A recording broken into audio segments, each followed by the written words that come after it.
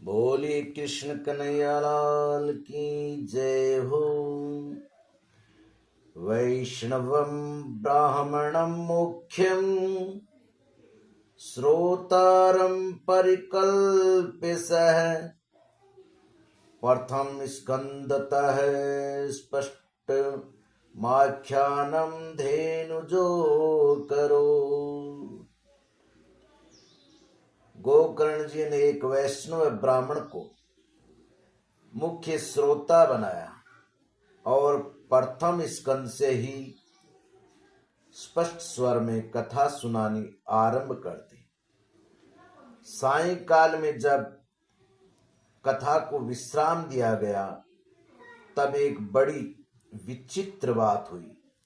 वहां सभासदों के देखते देखते उस बांस की एक गांठ तड़ तड़ शब्द करती फट गई। इसी प्रकार दूसरे दिन सायंकाल में दूसरी गांठ फटी और तीसरे दिन उसी समय तीसरी। इस प्रकार 7 दिनों में 7 गांठों को फोड़कर धुंधकारी 12 स्कंदों के सुनने से पवित्र होकर प्रेत योनि से मुक्त हो गया और दिव्य रूप धारण करके सबके सामने प्रकट हुआ। उसका मेघ के समान श्याम शरीर पीतांबर और तुलसी की मालाओं से सुशोभित था। सिर पर मनोहर मुकुट और कानों में कमनीय कुंडल झिलमिला रहे थे। बोलिए श्रीमद् भागवत महापुराण की जय हो। उसने तुरंत अपने भाई गोकर्ण को प्रणाम करके कहा, भाई तुमने कृपा करके मुझे प्रेत योनि की यातनाओं से मुक्त कर दिया। ये प्रेत पीड़ा का नाश करने वाली श्रीमद् भागवत की कथा धन्य है और श्री कृष्ण चंद्र के धाम की प्राप्ति कराने वाला इसका सप्ताह प्रायण भी धन्य है। धन्या भागवती वार्ता प्रेत पीड़ा विनाशिनी सप्ताहोपि तथा धन्ये कृष्ण लोक फल प्रद है।